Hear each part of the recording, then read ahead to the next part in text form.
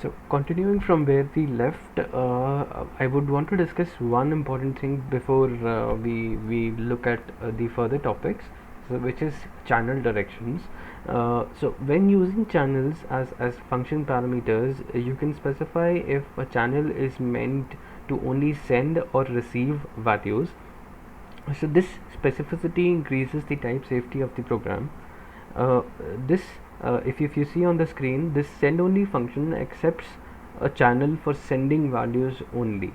So the way you distinguish a channel if it is a send only or a receive only inside a function is, so if you see, we have the arrow operator on the right hand side of the chan keyword, which signifies that this function can only send data to this channel. So it would be a compile time error if you try to receive data on this channel inside this function. Similarly, if you see the receive only function, we've used the arrow operator on the left hand side of the chan keyword. So this signifies that this is a receive only channel inside the function, and if you try to send data on this channel, it would be a compile time error. Next, an important topic, synchronizing the goroutines. So in our previous examples, we came across a problem where our goroutines will not necessarily finish by the time our program does. So we need a way to wait for them as and when it is required. Like in the previous examples that we saw, our main function wasn't waiting for our goroutines to complete, and we had to intentionally put a time dot sleep in order to give our goroutines some time to execute before the main function or the main goroutine had finished and the program ends. So besides waiting for our goroutines to finish, like in our case where they aren't dependent on each other, there are also going to be times when you want to run a group of goroutines, wait for them to all finish and then run another group. So again, we need some way other than an arbitrary sleep to make this happen, because using a sleep is not the efficient or the right approach to synchronizing goroutines. So we have two techniques available for this. Number one is channel synchronization, where we use channels for synchronizing goroutines, and the other one is wait groups. Uh, so let's have a look at them in detail. So as the name suggests, channel synchronization, we use channels to synchronize the execution across goroutines. So in our previous examples, we already saw it where we were using unbuffered channels to block the code and wait. Let's check code to understand this better. Yeah. So if you see at line number 9, we create a function which prints a text,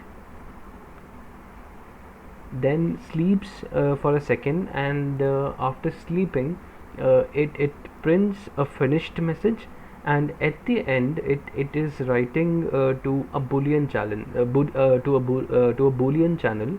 So if you see the method signatures, this function expects a channel of the type boolean, and after doing some work, we are basically printing something at the starting, and then at the when I mean the work is done, we sleep for a second, and then we print a finishing message. So we've this basically mimics the behavior that this function is doing some work, and at the end when the work is done, it writes data to a boolean channel.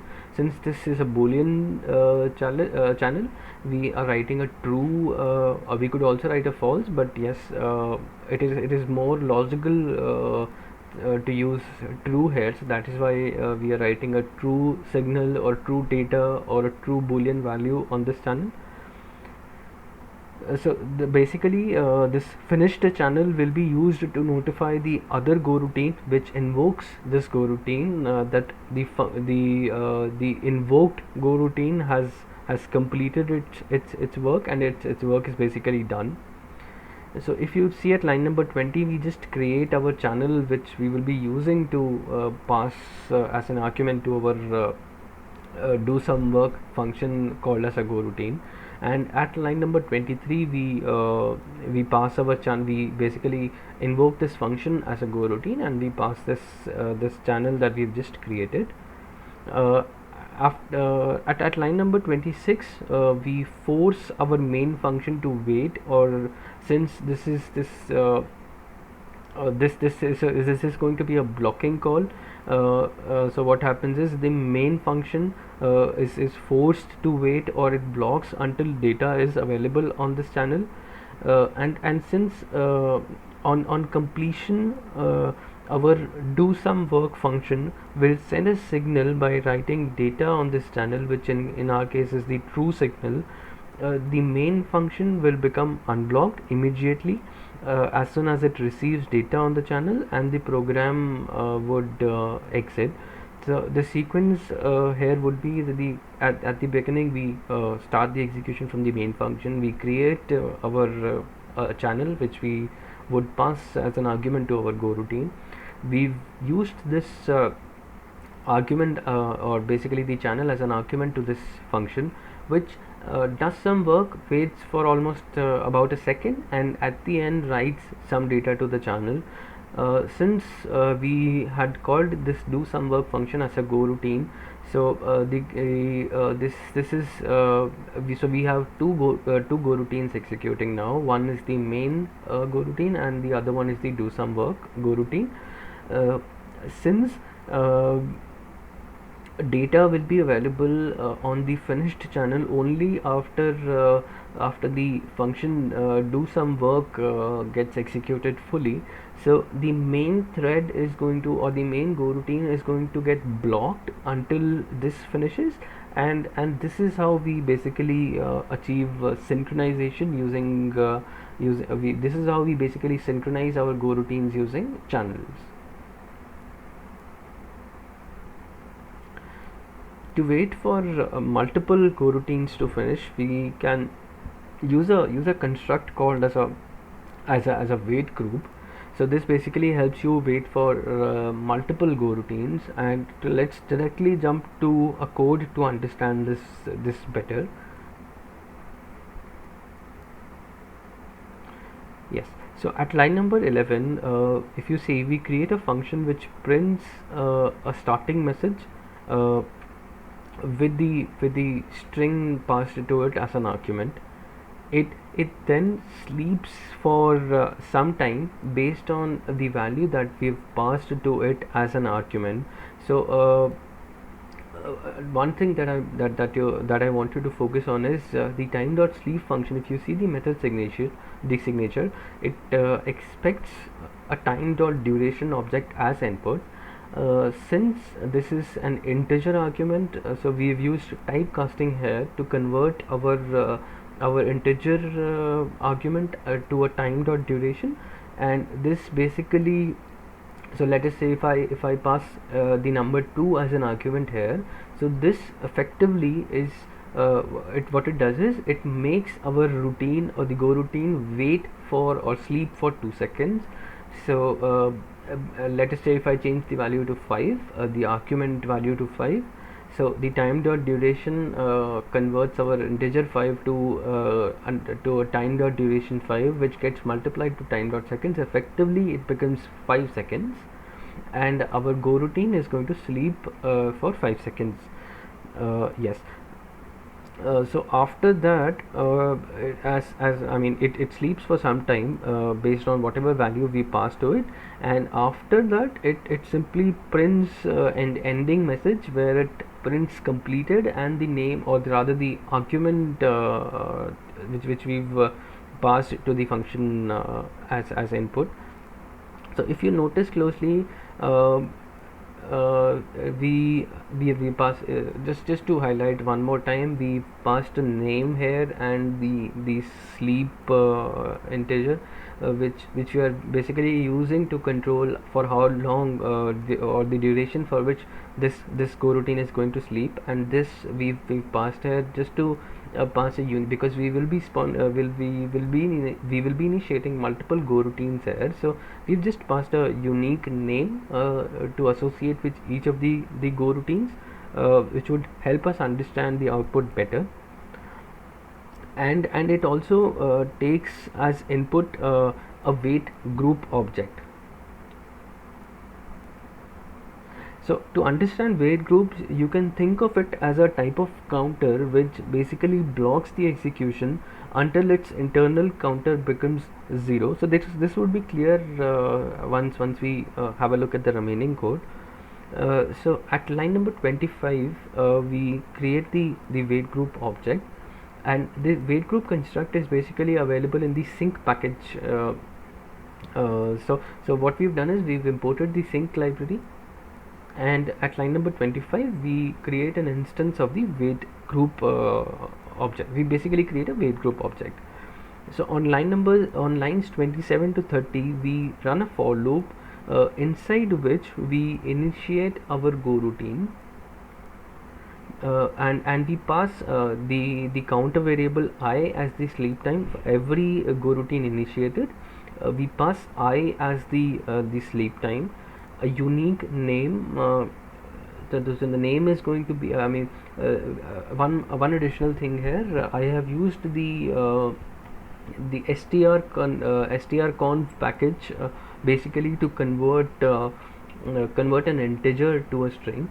So effectively what happens with since every iteration I changes, so what happens is our name, the go routine that we create, it gets a unique name every time. Like for the first instance the name is going to be go routine -1 since I is going to be 1. For the second iteration it is going to be go routine -2. Similarly for the last iteration it is going to be go routine -5. And we pass I as the sleep time, as I just mentioned, and we also pass our weight group object that we just created at line number 25. So if one more thing that I wanted to notice, for every go routine initiated inside the for loop, we are doing a weight group dot add, and we are passing 1 as the number, which basically this basically what it does is it increments the number of go routine that the weight group needs to wait for to basically complete. So at line number 32 we simply do a weight group dot wait, which again acts as a blocking call until the weight group counter becomes 0. Since we triggered 5 go routines here, and for every go routine initiated we did a weight group dot add and an argument as 1, so the counter of the weight group will become 5. And at line number 32 we put a weight group dot wait. So this is going to be a blocking call, and it is going to wait until the counter reaches back from 5 to 0. So an interesting thing is how will the weight group count become, or how will the weight group count decrement to 0. So the answer lies at line number 19, where we do a weight group dot done, which internally decrements the counter and notifies that the go routine is complete. So for each of our executing go routines, when their work is done, they will be doing a weight group dot done at the end, and this causes basically the counter to decrement by 1, and the last go routine which finishes last, the last one is definitely going to be the one which sleeps for the maximum time. So by that time the last ending go routine would make this value from 1 to 0, and as soon as the weight group counter becomes 0, our code or basically the control stuck here or blocked here gets unblocked, and the remaining or the rest of the code in this main go routine, since it was blocked until now because the counter wasn't 0, so the control gets unblocked here and the rest of the lines can execute. So let me just execute this just so that we understand this better.